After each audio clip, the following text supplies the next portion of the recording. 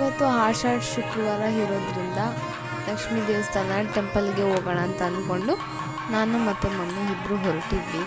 ದೇವ್ರ ಅಲಂಕಾರ ಮಾತ್ರ ತುಂಬ ಚೆನ್ನಾಗಿ ಮಾಡಿದರು. ನೀವು ನೋಡ್ತಾ ಇರ್ಬೋದು ಹೇಗಿದೆ ಅಲಂಕಾರ ಅಂತ. ಆಮೇಲೆ ತುಂಬ ಜನ ಕ್ರೌಡ್ ಮಾತ್ರ ಜಾಸ್ತಿ ಇತ್ತು.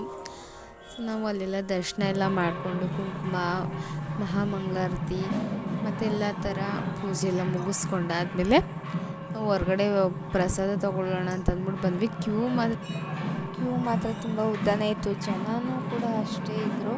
ಪ್ರಸಾದ ಸಿಗುತ್ತೋ ಸಿಗಲ್ಲ ಅಂತ ಅಂದ್ಕೊಂಡ್ವಿ. ಆಮೇಲೆ ಇಷ್ಟು ದೂರ ಬಂದು ನಾವು ಪ್ರಸಾದ ತಿಂದೇ ಹೋಗೋದು ಸರಿಯಿಲ್ಲ ಅಂತ ಅನ್ನಿಸ್ತು. ಸೊ ನಾವು ಇನ್ನೂ ದೇವಸ್ಥಾನದ ಒಳಗಡೆನೇ ಇದ್ವಿ. ಈಗ ನೀವೇ ನೋಡ್ತಾ ಇದ್ದೀರಾ ಹೊರಗಡೆ ಯಾವ ಥರ ಇದೆ ಅಂತ. ಇಲ್ಲಿ ಪ್ರಸಾದ ಕೌಂಟರ್ನ ಸಪ್ರೇಟಾಗಿ ಮಾಡಿದ್ದೀವಿ. ನೀವೇ ನೋಡ್ತಾ ಇದ್ದೀರಾ ಅಲ್ಲಿ ಕ್ಯೂ ಎಷ್ಟೊಂದು ಲಾಂಗ್ ಇದೆ ಅಂತ. ಸೊ ನಾವು ಕೂಡ ಕ್ಯೂನಲ್ಲಿ